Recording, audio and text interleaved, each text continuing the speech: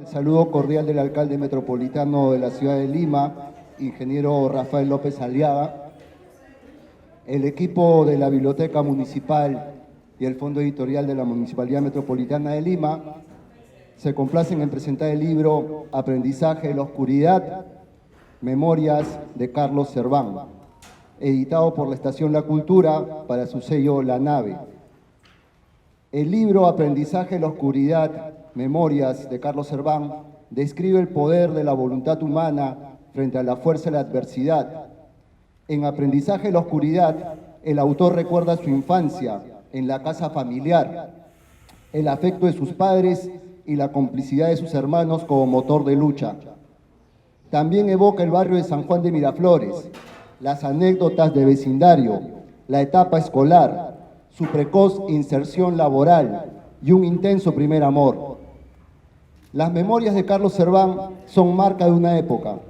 Desde la primera persona ubica su historia a partir de la migración a Lima en los años 60, hasta el contexto de la lucha contra el terrorismo, un fantasma que rodeó su formación como cadete de la Policía de Investigaciones del Perú. El evento trágico que lo dejó ciego y sin una mano, si bien puso su camino cuesta arriba, no lo hizo perder la esperanza. Su testimonio de vida nos demuestra que las situaciones difíciles también pueden ser un nuevo punto de partida y que a pesar de que sobrevenga la oscuridad, somos capaces de restablecer la luz con nuestros actos. Carlos Serván es doctor en jurisprudencia por la Universidad de Nuevo México y obtuvo una maestría en administración pública por la misma casa de estudios. En la actualidad ocupa el cargo de director ejecutivo en la Comisión a favor de las personas ciegas y con deficiencia visual en Lincoln, Nebraska, en donde ha creado un programa de readaptación para personas invidentes. Además, es el presidente del Consejo Nacional de Administradores de Agencia en Rehabilitación para Ciegos en los Estados Unidos y líder en la Federación de Ciegos de dicho país. En 1986, mientras cursaba el cuarto año como cadete de la Escuela de Oficiales de la Policía de Investigaciones del Perú, sufrió un accidente que lo dejó ciego. En 1993 se hizo acreedor de la beca que otorga cada año el Congreso de los Estados Unidos a alumnos sobresalientes.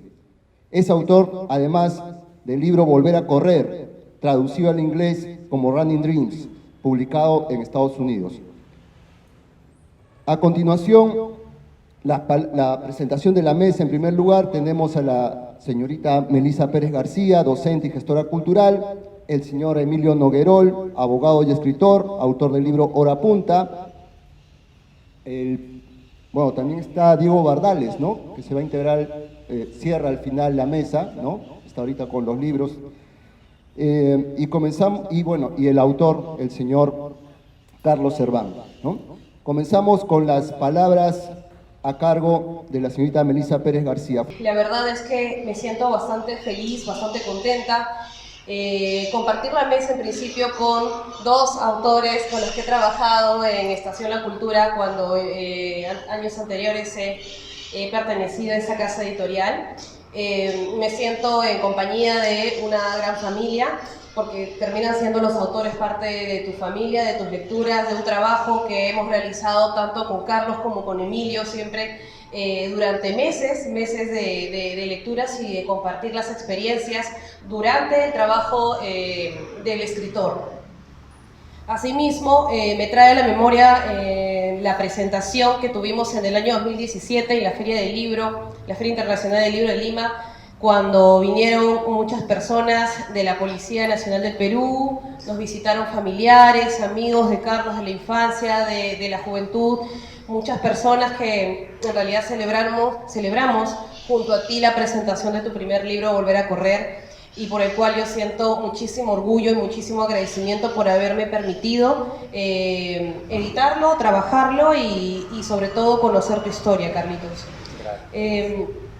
Durante el tiempo que realizamos esta edición del libro, me enteré de muchísimas cosas que a veces por cuestiones pues, de tiempo y también de lo que queremos transmitir, pues a veces se van quedando en el Word, en la computadora, y no terminamos de transmitirlas en un libro, porque de verdad tratamos siempre de llegar a consolidar la información más importante en un texto, para que los lectores, para que ustedes tengan, digamos, la parte más interesante, importante, y lo que quisiera transmitir el autor. Es así que durante esta realización del primer libro, Carlos me contaba muchos pasajes de su vida, muchas historias que habían detrás de, previamente al accidente, y también durante, y que en algún momento lo conversábamos, y él me decía, en algún momento me gustaría contar todo esto, porque le decía, Carlos, ¿cuántas historias tienes? Y nos entreteníamos, en realidad, la mitad trabajando el libro, la otra mitad contándome historias curiosas, graciosas, algunas lindas, algunas tristes, sobre su juventud, sobre su infancia y sobre su familia y amigos.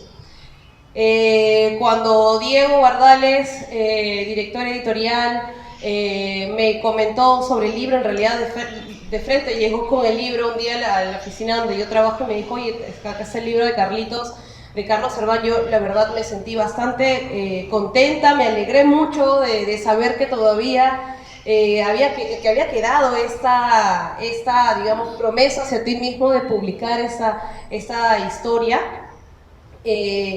Y cuando me propuso pues presentarlo, yo acepté bastante contenta, sobre todo porque nos íbamos a volver a encontrar, íbamos a volver a pasar esto que es en realidad para un autor y para todos ustedes un encuentro bastante íntimo y bastante lindo a la vez, ¿no?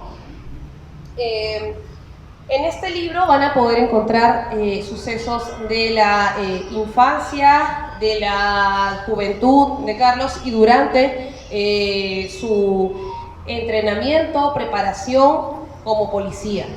Aquí van a poder encontrar distintos valores que han generado en Carlos esta perseverancia y este ímpetu por vencer los obstáculos. Hay que tener en cuenta que en una memoria, este género literario tan particular, que uno dice, probablemente solamente sea que uno cuenta su historia y ya está, ¿no? No necesariamente tenemos que entenderla así.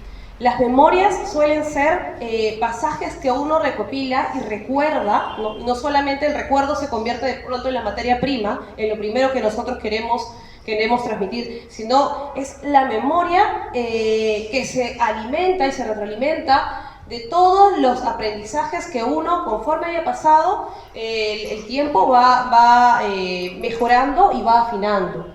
La memoria, probablemente para muchos de nosotros, yo leía esto y me ponía a pensar cómo es que una persona puede recordar con tanto detalle sucesos del colegio, a un docente, por ejemplo, como el hombre lobo, que lo recuerda con tantos detalles, y cómo es que recuerda tantas ocurrencias que probablemente hayan sido alimentadas por cada uno de ustedes que ha rodeado la vida de Carlos, y con quienes siempre, normalmente uno en unas reuniones familiares o unos reencuentros, vuelve a contar una y otra vez.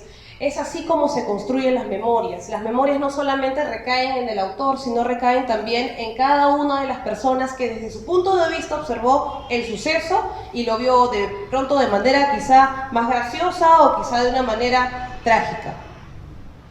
Hay que diferenciar también de lo que es las memorias de una autobiografía. Normalmente la autobiografía tiende a contar de manera muy lineal y particular y muy objetiva cada uno de los sucesos de vida de una persona. Casi siempre las biografías o las autobiografías suelen ser, digamos, el suceso tal y como ocurrió. Sin embargo, las memorias, en todo caso, ¿no? A diferencia de esto, las memorias tienden a ser, digamos, una interpretación del autor y una interpretación de lo que en ese momento él guardó en su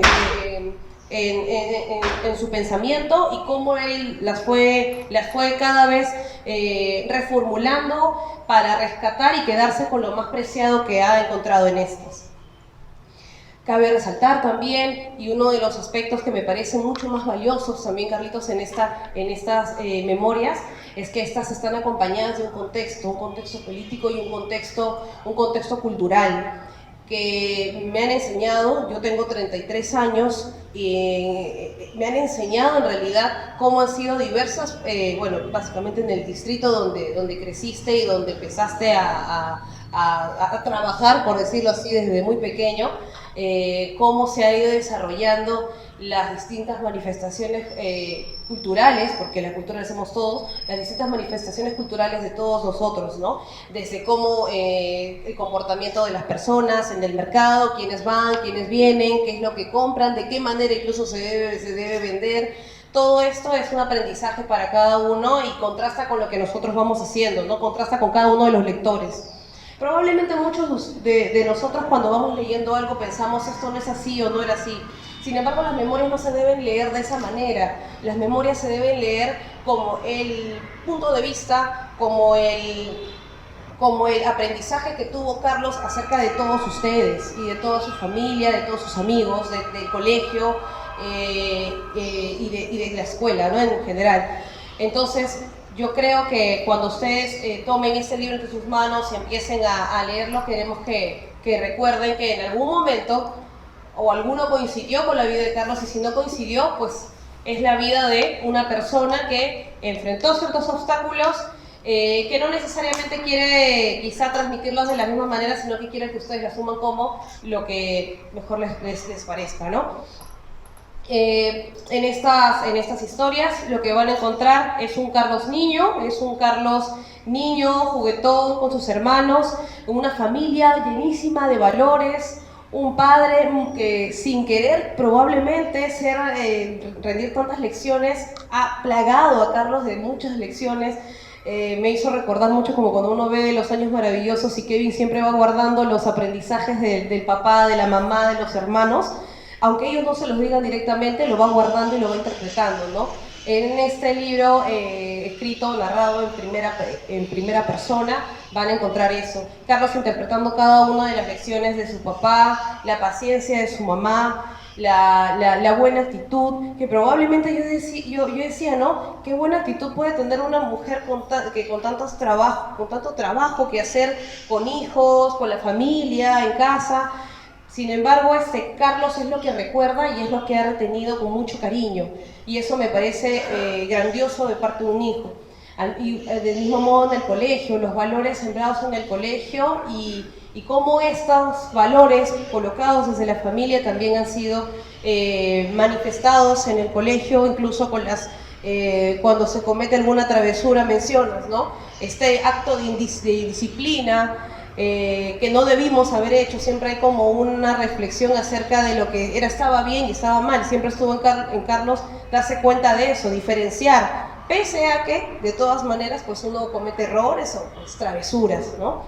Esta jocosidad que es rescatado, que espero que ustedes también recuerden, quienes han estado cerca o quienes han compartido alguno de estos pasajes, también sea lindo. La parte de un contexto político mucho más latente, mucho más duro y mucho más centrado ha sido pues tu etapa de preparación como policía, tu etapa de estudios, la etapa de el miedo que en realidad has hecho sentir. Es curioso porque el contexto en el que narras determinados sucesos que pueden ser muy dolorosos, muy atemorizantes, muy amedrentadores, no han sido transmitidos con eso, sino ha sido como un aprendizaje de qué es lo que somos los peruanos y cómo hemos estado enfrentando, o al menos las perspectivas de la policía, cómo la ha tenido, ¿no? El valor, a pesar de que todo apunta a que uno puede estar pues, muriéndose de miedo, en cada uno de estos episodios ha sido bastante enfrentado con la valentía y con el compromiso necesario. Casi avanzando un poco más y ya, digamos, aterrizando en las cuestiones ya más de un adulto, encontramos el amor en una persona y el amor bueno, mostrado en un suceso bastante también doloroso, que es la pérdida del ser amado. La verdad es que no me esperaba, no recuerdo, Carlitos, si en algún momento me contaste de de este episodio, pero lo leí y me pareció bastante triste que el ser amado pues fallezca justo cuando tenías que hacer algo y no quiero contar toda la historia, perdón. Estoy tratando de avanzar para no terminando de contar y dejarles también a ustedes que puedan ir conociendo la historia de Carlitos. Y bueno, este libro sella la primera parte, lo previo a lo que ocurre tras el accidente. No sé si todos aquí ya compartieron el primer libro, pero si no, pueden leerlo, pueden leer el primero, pueden leer Volver a Correr o también pueden empezar de manera cronológica, como se dice. Este libro es lo que aconteció y quienes terminen de leerlo inmediatamente pueden ir a ver qué ocurrió tras el accidente y todos los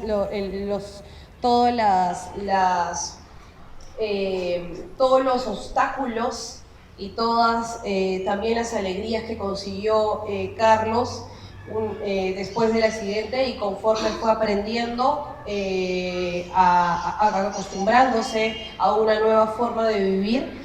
Y bueno, igual y el título también del anterior libro pues lo dice todo, ¿no? Volver a correr, cuál fue la meta o una de las acciones que realmente simbolizan el retomar. Volver a correr con las memorias de Carlos Serván se unen para darnos a entender, para mostrarnos cómo, de dónde proviene toda la valentía y toda la fuerza que ha tenido Carlos durante estos años para vencer obstáculos y para demostrarle a todo el mundo pues que en realidad no nos podemos dar por vencidos, que las dificultades que encontramos pues terminan siendo mínimas cuando uno se sienta acompañado de su familia, de sus amigos y sobre todo cuando se refuerza en sí mismo, ¿no? Muchas gracias. Gracias, Carlitos. Muchas gracias a la señorita Melissa Pérez García por sus certeros y profundos comentarios sobre el libro Aprendizaje en la Oscuridad.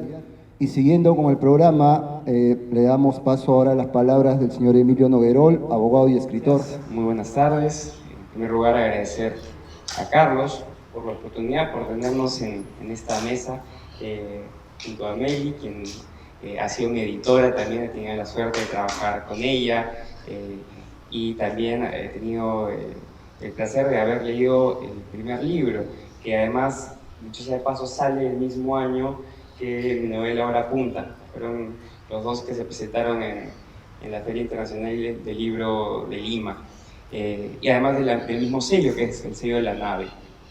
Gracias a Estación La Cultura también por darnos la oportunidad de estar acá, y a la Biblioteca Metropolitana de Lima, que a través de estos eventos, a través de estas congregaciones de personas, se materializa en nosotros de la mejor manera lo que es el municipio, ¿no? Que es el órgano más cercano al ciudadano y que es nuestro, sobre todo.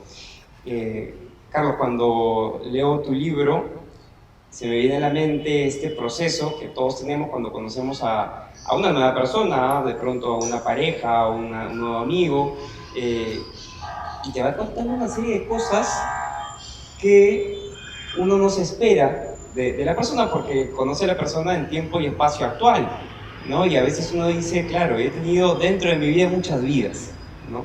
Eso es lo que me deja este libro de memorias, Aprendizaje de la Oscuridad, porque es tu vida infante, tu vida juvenil y los inicios de tu vida adulta, ¿no? Y todo ese proceso que va desde tus relaciones familiares, tus relaciones amorosas, tu relación con el dinero, tu relación con la jerarquía, con las estructuras, con la institución policial, que además tiene todo un proceso de desarrollo, la institución policial, sobre todo en esa etapa en que tú la encuentras y la conoces.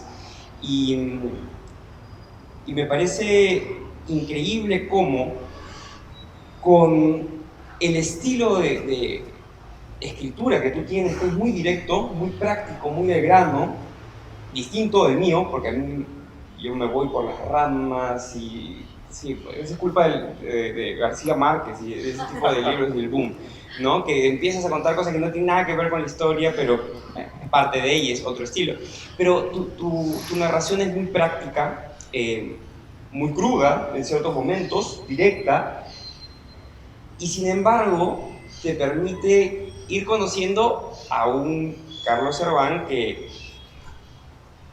uno empieza a encontrar como un chico noble, tierno, preocupado por detalles que de pronto no a todos preocuparían, con un sentido de justicia muy fuerte. Recuerdo este capítulo en el que Carlos es el único que empieza a reclamar por qué no le traen los acuarios, no empieza el proyecto de los acuarios en el colegio, y ocurría, y ustedes ya lo verán, que había un profesor un poco amigo de lo ajeno ahí que impedía que se materialice el sueño de ese momento de jugar a hacer el acuario y aprender y ponerle el oxígeno y poner las piedritas, etc.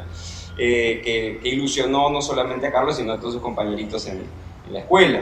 Pero eso me parecía llamativo, ¿no? Como con un lenguaje directo, simple y llamativo, y además te da una lección, cómo puedes contar cosas que van escalando en complejidad, ¿no? Hasta el desenlace de este libro, que podría ser el desenlace de este y el inicio del anterior. Y así ustedes lo van a ver, si es que todavía no han leído la primera novela, ¿no?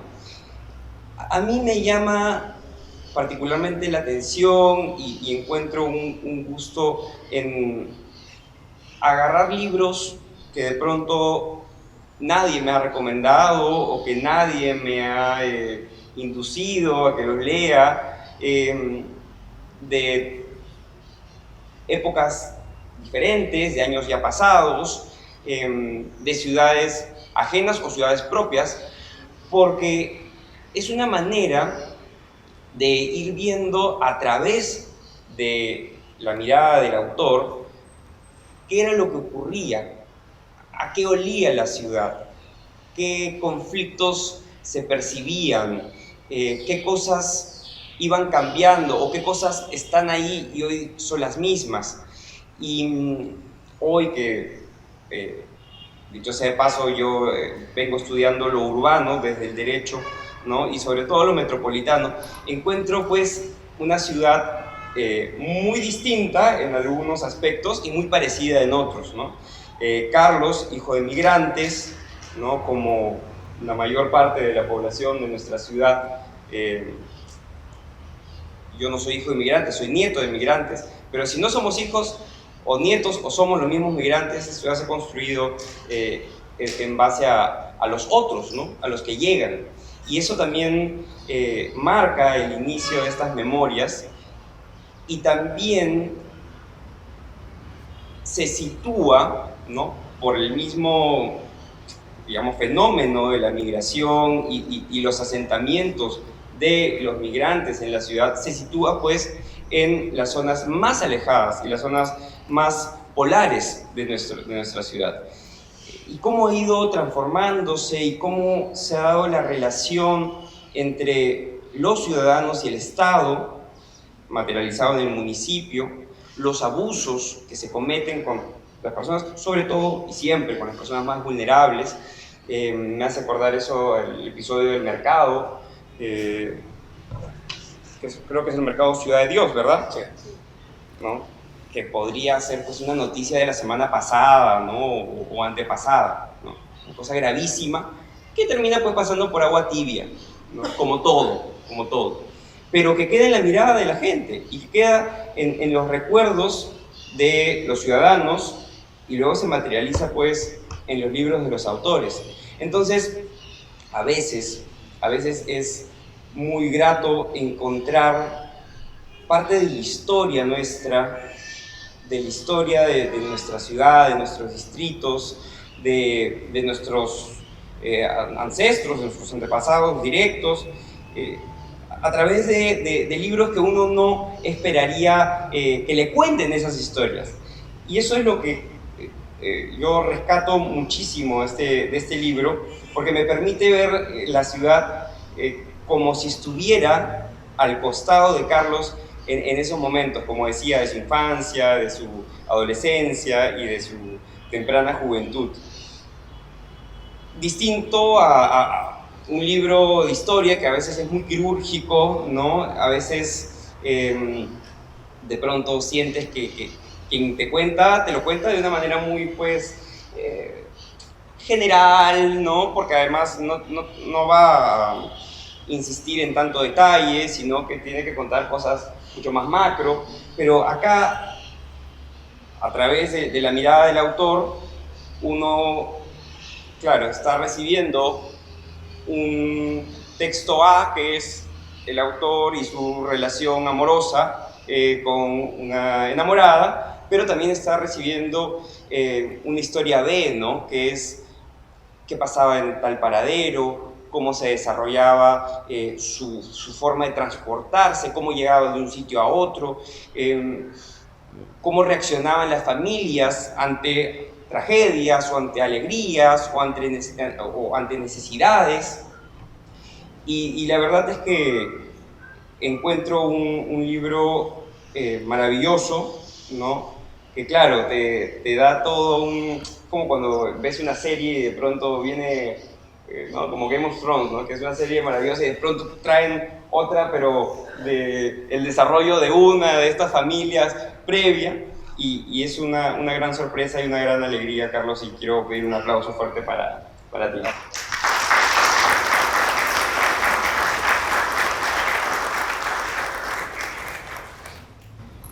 Carlos, siempre presentar un libro es complicado, uno no sabe de qué se va a hablar, porque si hablamos mucho del libro también spoileamos, como decía Meli, el contenido, ¿no? Y la idea es que todos, si es que no lo han leído ya, salgan y lo busquen, y lo adquieran, y se lo lleven autografiado, ¿no? Y se pasen, pues, no sé si la semana, porque uno se lo lee rápido, pero se pase el resto de los próximos 15 días viviendo las vidas que vivió Carlos y que las cuenta a través de sus memorias.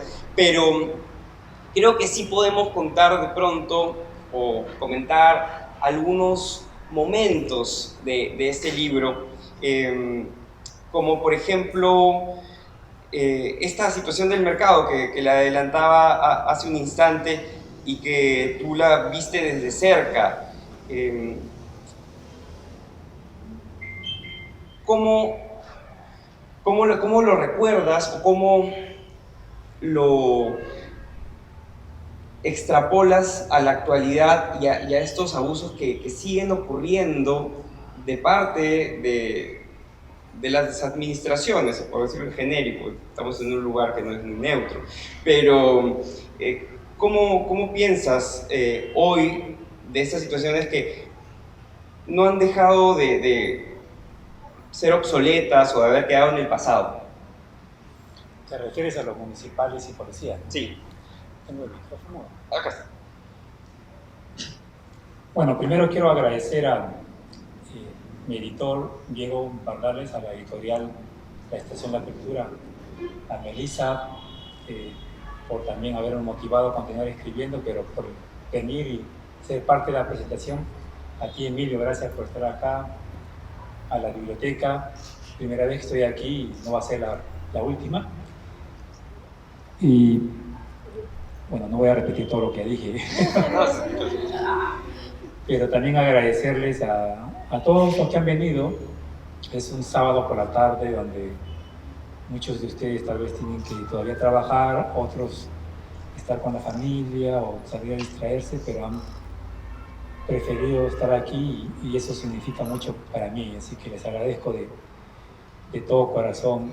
Muchos de ustedes los conozco, creo que casi todos, pero hay varias personas que son nuevas y acabo de conocer a un niño ciego, adolescente, que va a ser mi próximo mejor amigo, espero, y que también me ha alegrado verlo aquí a él con su madre. Bueno, tu pregunta, la escena a que se refiere es cuando estaba trabajando en el mercado Ciudad de Dios y bueno, la municipalidad supuestamente había ordenado que los policías municipales desalojen a los ambulantes. Yo estaba ayudando a unos vecinos que eran ambulantes y también me fraternizaba con los otros ambulantes. O sea, mi perspectiva era, esta gente está acá desde las 5 de la mañana limpiando la pista, acomodando su mercadería, preparándose para un día largo, y yo los veía trabajar, sacrificarse, y al final del día, cuando ya oscurecía, se iban, ¿no? O sea, trabajaban de luz a luz y hasta más. Y si no tenían suficiente dinero, bueno, no comían, ¿no? Tenían que estar ahí todo el día lidiando con, a veces, rateros en la calle, lidiando con la gente que no te quiere pagar lo suficiente, y a veces tienes que vender no para ganar, pero solamente para tener suficiente liquidez y poder, pues, mantener a la familia.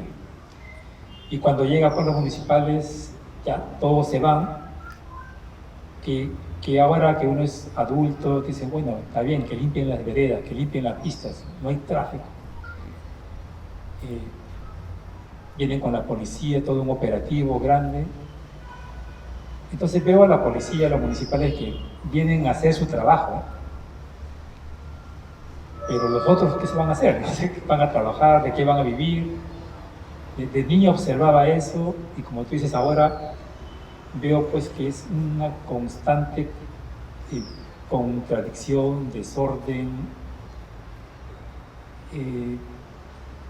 lucha de encuentros. Una vez escuché en una radio a una locutora que decía, ¿cómo es posible que hayan ambulantes? La municipalidad no pone orden.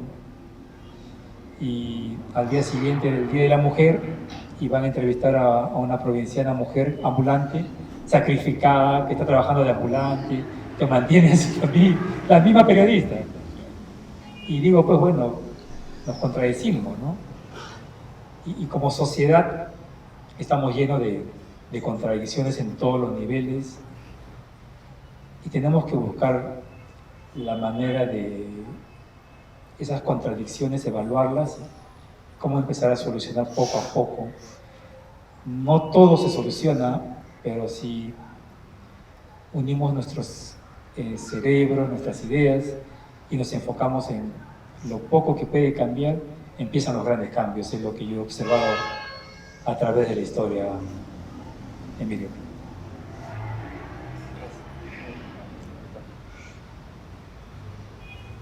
Hay un evento, un suceso histórico que narras precisamente en el capítulo 3 del libro, que es el terremoto del 70.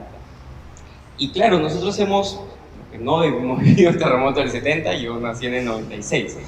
Los que no vivimos pues ese terremoto, y que el 2007, para quienes estuvimos en Lima, no fue suficientemente fuerte como ocurrió, según lo que entiendo de los relatos, en el 70. Esta experiencia del terremoto, sintiéndose muy fuerte y quebrando techos y rajando muros en nuestra ciudad, es una experiencia traumática que además ha dado mérito a muchísimos relatos distintos que encontramos en nuestra literatura urbana y nuestra literatura nacional. Pero en tu relato es muy curioso cómo ese mismo día te tocó hacer un largo recorrido a través de la ciudad, y fue muy distinta la ida que la vuelta. Quizás nos puedas dar algunos detalles, sin tampoco terminar por spoilear ese capítulo, pero algunos detalles de lo que fue para ti esa experiencia y cómo decidiste también incorporarla dentro de estas memorias. Gracias. Esto fue en el terremoto del 70, yo tenía 4 años, mi hermano Quique, el Llorón, recién tenía meses, o un mes creo. Le decía el Llorón porque era Llorón de Bebisa, ¿no? De niño, 4 años, creo que estamos recién a esa edad formando nuestro juicio, qué es bueno, qué es malo. En esos tiempos, pues, saliendo de San Juan, para mí lo más poblado era el mercado Ciudad de Dios. El mismo San Juan tenía varios terrenos vacíos, arenales. Los parques eran cancha de fútbol o fulbito que estaban vacíos, eran arenal, ¿no? Que poco a poco los vecinos fueron construyendo, sembrando. Entonces se pasaba el puente a Toconco y cuando se entraba a Surco eran chacras. Y a la izquierda los viñedos y a la derecha hortalizas. Y recién se veían casas casi llegando al lo que ahora es el óvalo de Higuereta. Pero saliendo pues de la casa, haciendo por la calle, se veían un fin de semana normal, gente jugando, niños con los padres, ambulantes. Un escenario de en esos tiempos, lo que ahora diría pues que es típico de una ciudad que está creciendo, ocupada, llena de comercio. Llegamos al último paradero del mercado número 2 de Surquillo, si no me equivoco se llamaba. Eran los micros guindas, me acuerdo, la 28. Y bueno, de niño, buscando al zapatero, que estaba en la esquina de la casa por donde vivía mi tío Eduardo, Girón Praga, si no me equivoco. Chicos jugando, bueno, esa zona también era brava, como varios lugares de Lima. Chicago Chico, pero de niño pues uno cree que eso es parte de tu vida, es normal, yo no tenía miedo, y el momento del terremoto pues no lo sentí hasta que mi padre me dejó en la pista afuera y ¿qué pasa? Digo, ¿no? Luego no recuerdo hasta que ya íbamos de regreso, pero el contraste de lo que se veía una ciudad tranquila pero ocupada, o una ciudad tranquila pero casi desolada y triste, hasta con angustia. Se veía a la gente con angustia. Mi madre, recuerdo, rezando en el camino, mi padre serio. Fue impactante para mí, ¿no? Fue creo una de las cosas que primero que recuerdo que me impactó bastante de niño, y lo pongo ahí porque es una de las primeras memorias de las cuales recuerdo, pero también creo que al final resume cómo una sociedad tiene que salir adelante después de cualquier tragedia. Gracias, Carlos. Eso me lleva a una siguiente pregunta, y ahí de pronto no sé si Meli tendrá algunas otras más, pero tiene que ver con esta última subpregunta, por decirlo de alguna manera, que es ¿por qué decidiste que esté este relato dentro de las memorias?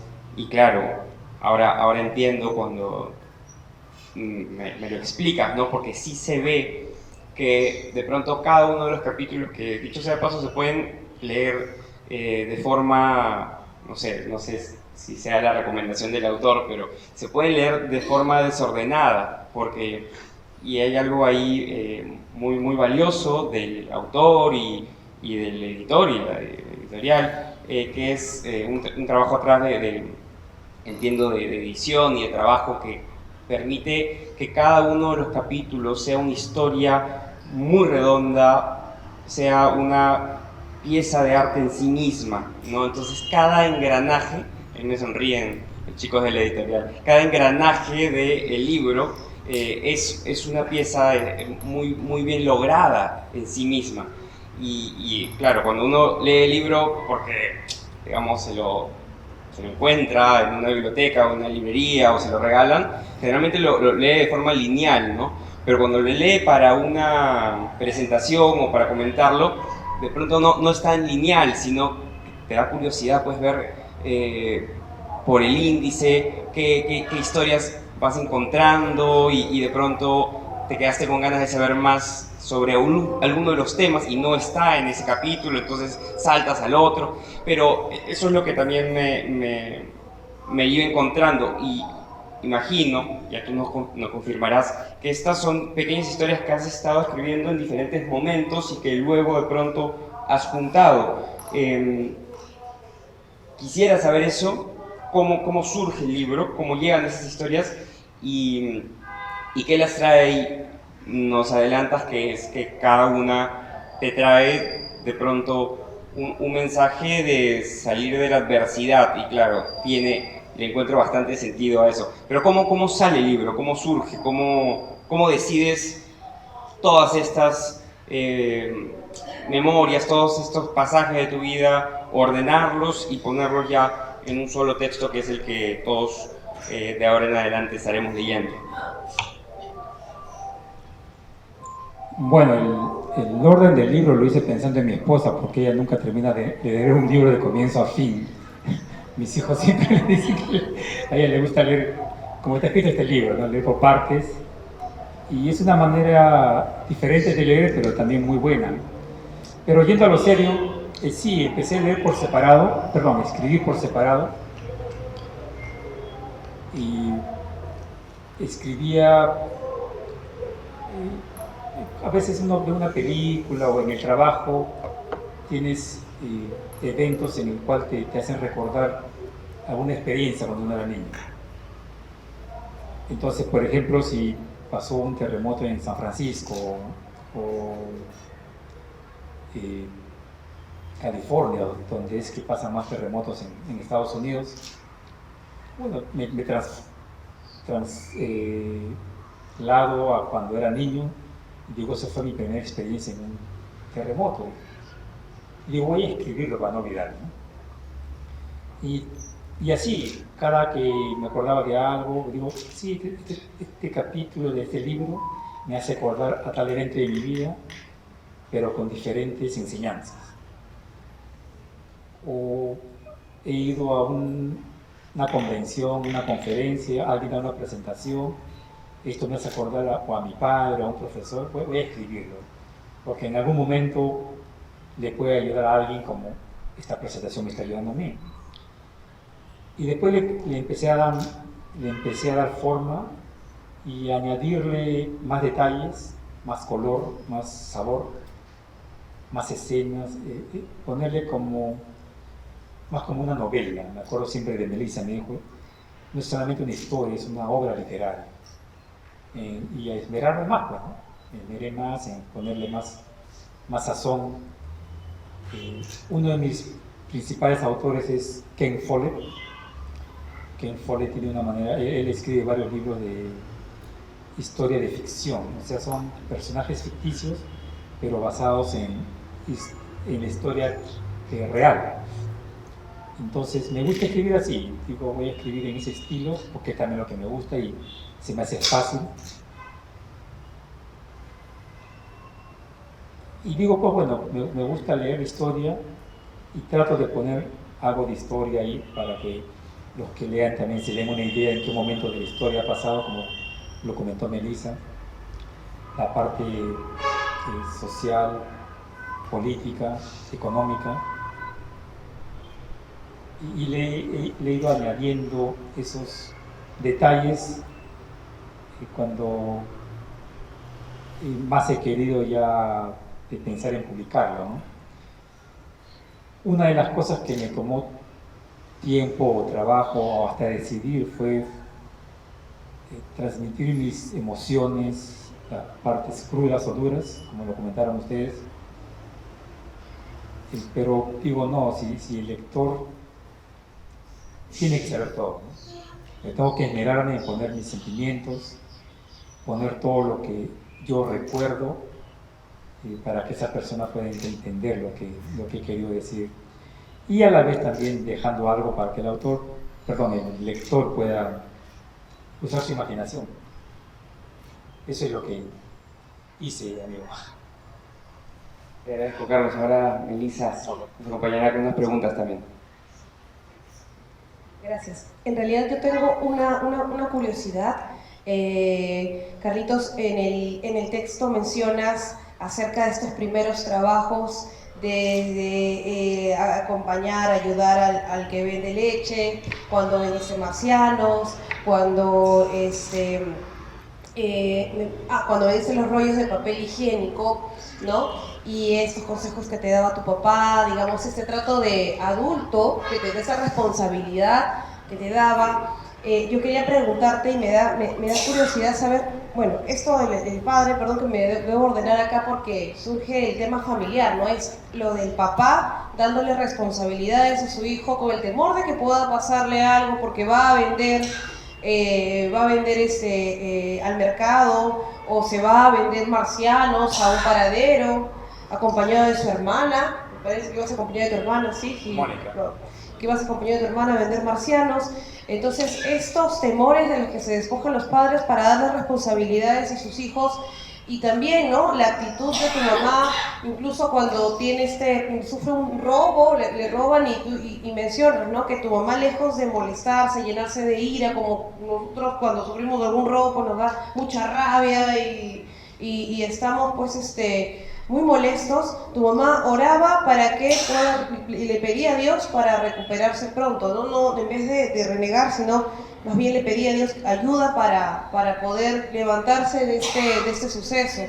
Yo te pregunto, Carlitos, en tu experiencia y conociendo ya a personas también invidentes, personas que han tenido algún tipo de obstáculo que las haya de pronto en algún momento haya tenido que vencer y transformar sus vidas, ¿tú sientes que personas que han tenido un contexto distinto, familiar al tuyo, que no hayan tenido este trato de parte del papá, de la mamá, de los hermanos, se les ha dificultado o se les ha generado muchas más dificultades para vencer las adversidades, quizás similares a las tuyas, o es que termina siendo enteramente de la persona la fuerza y la energía para poder sobrellevar ese tipo de situaciones?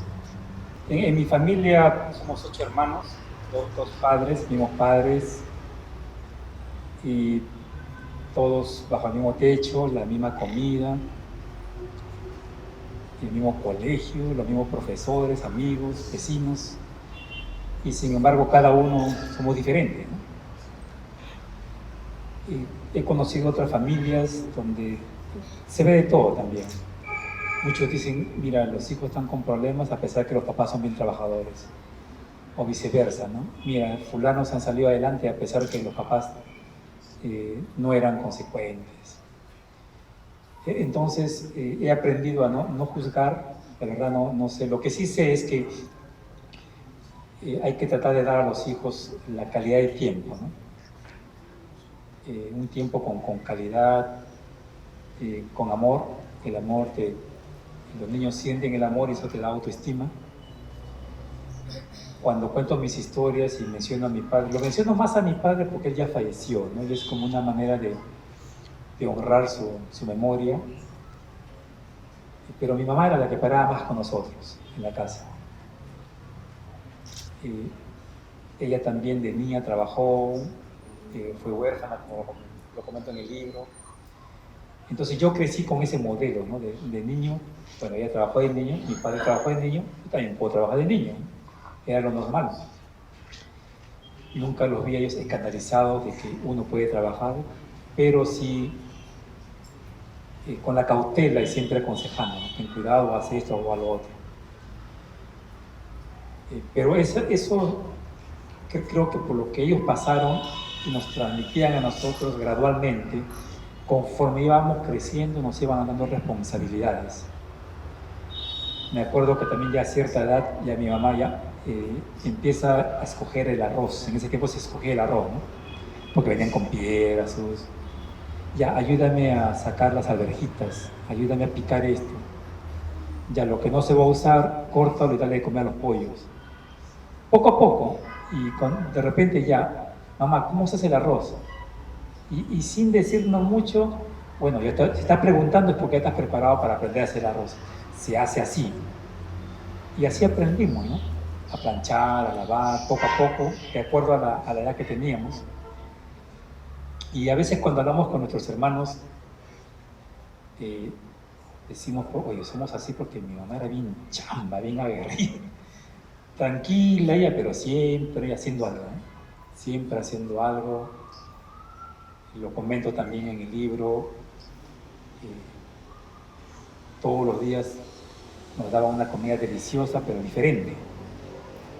habiendo poco dinero, ¿no? Y ya de adulto, teniendo un buen trabajo, digo, ¿cómo hacía todo eso, no? Yo me acuerdo que de niño, pues para mí era saber cocinar, era pues sí, tanto sabe mi mamá, mamá, ¿cómo sabes tanto? Bueno, hijo, me dice la imaginación, ¿no? Cuando no hay que usar la imaginación. Y eso lo uso ahora hasta en mi trabajo, ¿no? No hay soluciones, todo se desespera. Bueno, pues yo crecí en San Juan, ¿no? Mi mamá es doña Vicky, y a usar la imaginación, acá no me doy por vencido. Son cositas que se nos quedan y que nos ha ayudado, ¿no? Se nos ha quedado. Mi madre está acá, me acuerdo que ella siempre llorando, que mi hijo, que estoy preocupado por mi hija, que por esto. Mamá, no te preocupes, le digo. Tú has dado tu juventud por nosotros. Mira, todos somos trabajadores. Toditos. ¿Verdad, no? Me dice. Ya no me voy a preocupar por ellos. Que ellos se preocupen por mí. Claro, le digo. Y de verdad, a mis hermanos también, no solamente trabajadores, sino unidos. Están acá ahora, los que han podido venir, bueno, casi todos. Después nos vamos a celebrar también el cumpleaños de mi hermana, la mayor, a la que le robaron la lana porque ahorita es una broma, ¿no? Porque nada de qué edad tiene ella. Pero en conclusión, la sociedad tiene más gente, sobre todo en este país, emprendedora, y es porque los padres, la mayoría, porque han venido de provincias y no somos hijos, como dijo Emilio, somos nietos de gente de la sierra que vinieron sin nada, y para poder salir adelante entendió que ser emprendedores, ¿no? Y para ellos eso era normal, ¿eh? Para ellos eso era sobrevivir. Bueno, pues para ellos era normal, pero para nosotros era sobrevivir. Y cuando uno es niño, observa eso y dice, pues, bueno, yo no me voy a dar por vencido, ¿no? Yo tengo más posibilidades de lo que tuvieron mis padres, y si ellos con menos posibilidades nos han dado todo esto, yo debo poder más. Y nuestros padres también desde niños nos inculcaban, no tendremos mucho dinero, pero le vamos a dar buena educación, no necesariamente en colegio particular o la mejor universidad, pero la educación del hogar. Y lo primero es ser trabajador, nunca darse por vencido, y eso se aplica pues en el colegio, en la universidad, en los estudios, en el trabajo, en la vida. Y una vez más, gracias a mi madre por ese sacrificio, ese tesón. A veces ya a sus casi 80 años todavía quiere comprar su terreno, construirse un edificio, hacer su negocio. Mamá, le digo, ya tranquila. Bueno, esa es la respuesta. Bueno, antes de ya darte el pase, Carlitos, no sé, Emilio, ¿tú tienes algo más?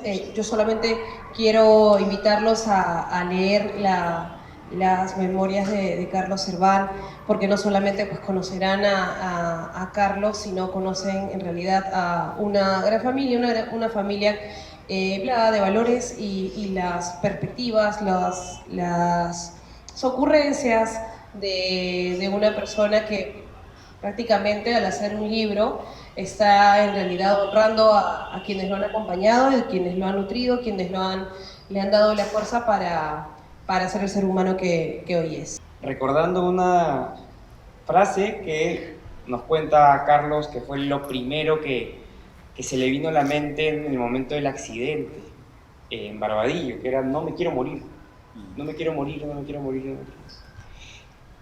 Y es curioso, ¿no? Cuando uno ve estas películas hollywoodenses que siempre traen pues una gran tragedia y luego pues un cambio trascendental en la vida del protagonista, suelen como terminar en momentos como el que hoy estamos viviendo acá, ¿no?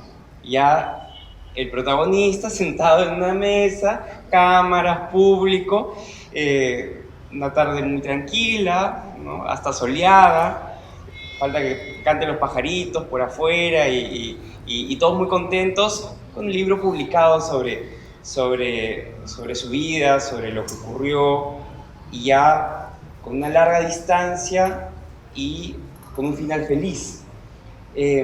Solamente quería hacerte esa pregunta, no en ese momento del accidente, sino luego, ¿te imaginaste cómo se iba a desenvolver tu vida y cómo ibas a llegar a un momento como este, en el que tienes un público cautivo, atento, con muchas ganas de leerte y de estar cerca a ti y de inspirarse de ti y de tu historia? De verdad que no. Siempre he hecho las cosas pensando en hacerlas bien y los reconocimientos han venido después por sí, ¿no? Cuando me eligen de presidente de algo o estar a cargo de algo, lo tomo como responsabilidad, no como juego, ¿no? o protagonismo. He sido presidente de varias entidades y me podrán decir que tengo una mala actitud, pero no estoy sonriendo para las cámaras, sino serio pensando, bueno, ¿qué hay que hacer ahora? ¿No? ¿Qué hay que cambiar? Porque no he entrado para las cámaras, he entrado para hacer las cosas lo mejor que pueda de acuerdo a mi capacidad. Entonces, las cosas se van dando, ¿no? Uno va creciendo, comenta si es como la historia, un final feliz. Tal vez es un final feliz para esta historia, ¿no? Cada uno tenemos diferentes historias y las continuamos. Pienso seguir teniendo más historias con más momentos felices, que es para compartir con mis seres más queridos, con nuevos amigos. Y lo que me he dado cuenta es que me gusta ayudar, me gusta servir y dar lo mejor de mí, lo que está a mi alcance, sin perjudicar a mi familia, sin perjudicar a mi trabajo, sin entrar a cosas corruptas, sino todo hacerlo con rectitud. Y las cosas salen bien, habitualmente salen bien, se demoran, pero salen bien. Y para muchos que no me conocen, o para los que me han conocido, los que han crecido conmigo en el barrio, en el colegio, soy la misma persona, sigo siendo bromista, sigo siendo la vez serio en los temas, pero no dejo de pensar tal vez en qué pensaron ellos cuando recién me accidenté. Y yo también qué pensé, o sea, ¿qué iba a ser de mí? Yo no sabía qué iba a ser de mí. Y muchos no sabemos qué va a pasar cuando nos pasa algo difícil. ¿Qué va a ser de mí? ¿Y ahora qué hago? Y lo único que les puedo aconsejar es, como dicen en inglés, get busy. Ponte a hacer algo, mantén la mente ocupada, sé productivo. Poco a poco uno sale de esos temas y encuentra el camino.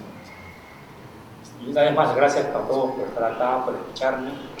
Y espero les guste la lectura, las historias, y con gusto responderé preguntas si quieren hacer respecto al libro.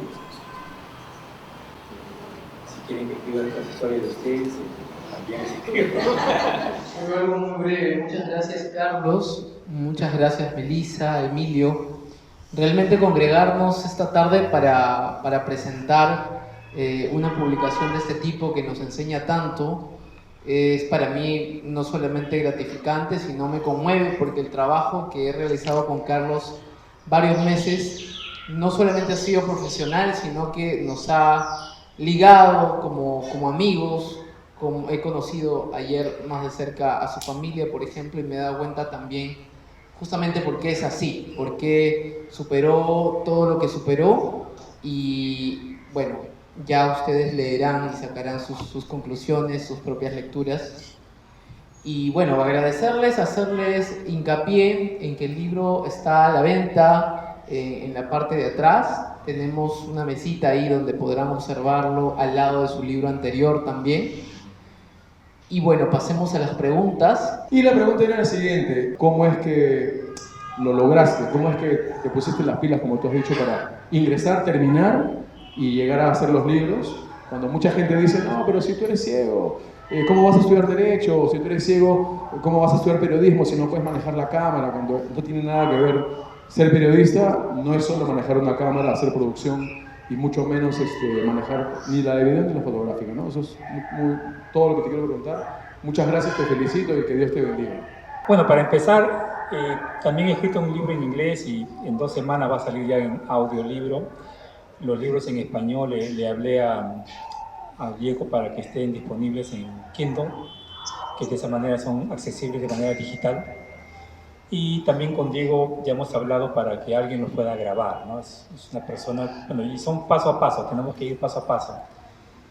Como persona ciega soy alguien que lee bastante y lo leo o de manera digital o auditiva, y quiero asegurarme de que esté disponible también en esos formatos.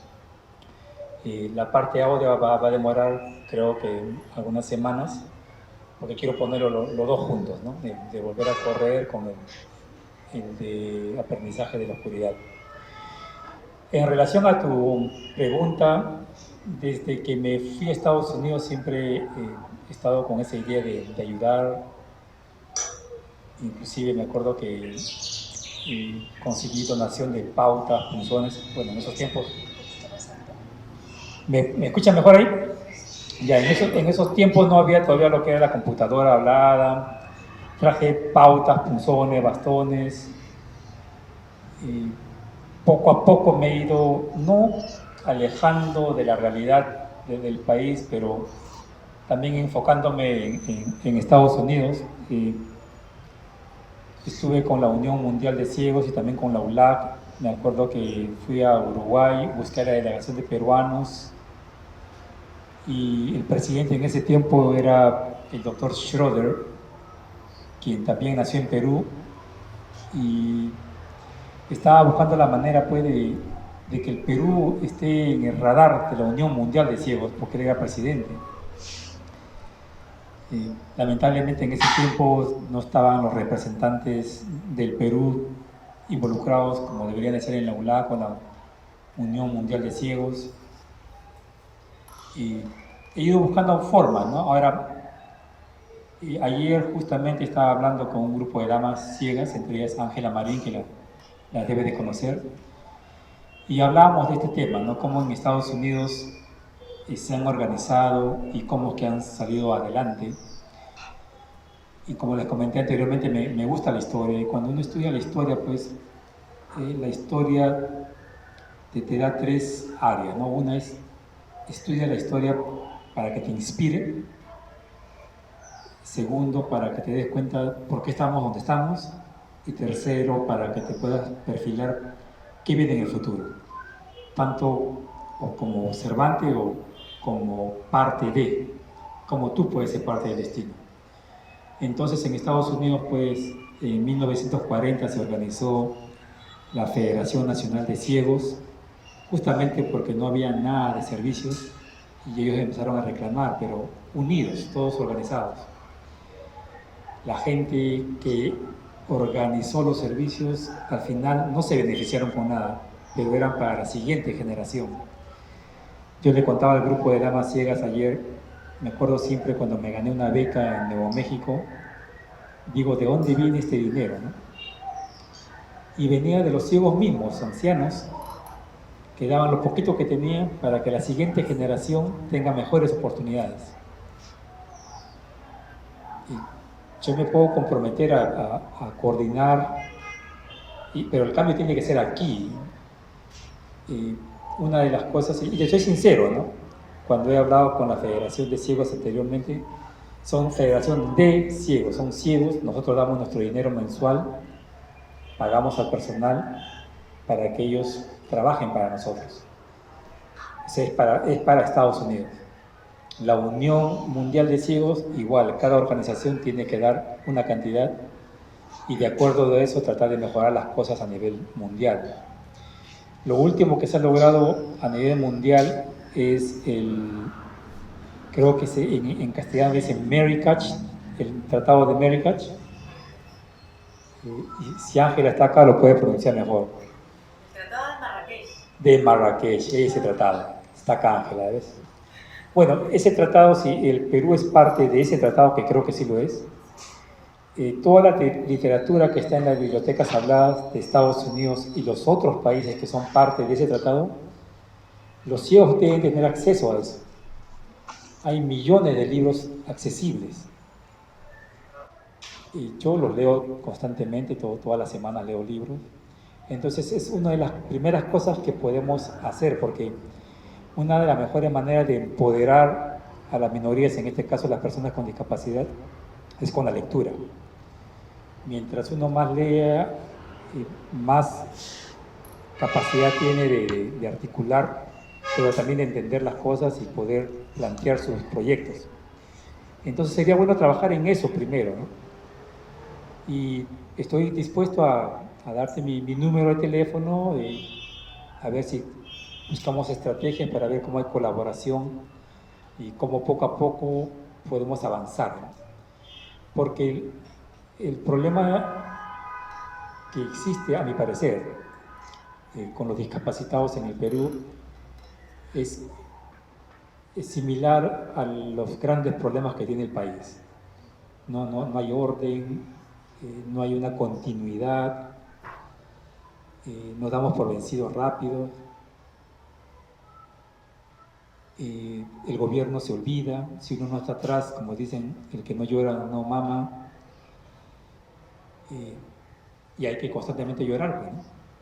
Por eso que mi hermano Quique siempre llamaba la atención, porque... No, pero en serio, a ver si después de la presentación me das tu número, te doy mi número y ahí nos comunicamos. Ahora con el WhatsApp es mucho más fácil. Espero haber contestado tu pregunta. ¿Sí? Ya. Y darles el agradecimiento por parte del municipio limeño por su asistencia. Ya lo dijeron también los comentaristas, ¿no? Con respecto a eso, nos enaltece mucho que ustedes estén tan interesados por lo que es las publicaciones, la cultura, y este espacio es de todos, ¿no? De todos los ciudadanos. Ustedes siéntanlo así. Esta biblioteca está abierta de lunes a viernes, el ingreso es gratuito.